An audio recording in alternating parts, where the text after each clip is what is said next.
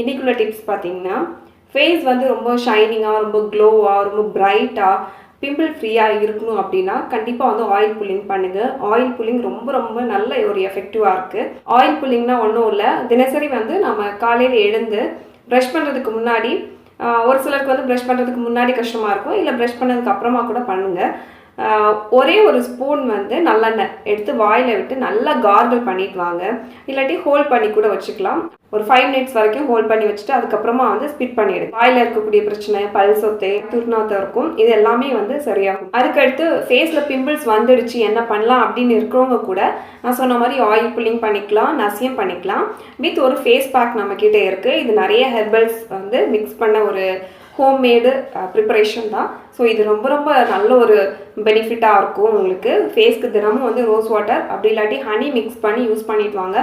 All type of ஸ்கின்க்கு வந்து ரொம்ப ரொம்ப நல்லாயிருக்கும்.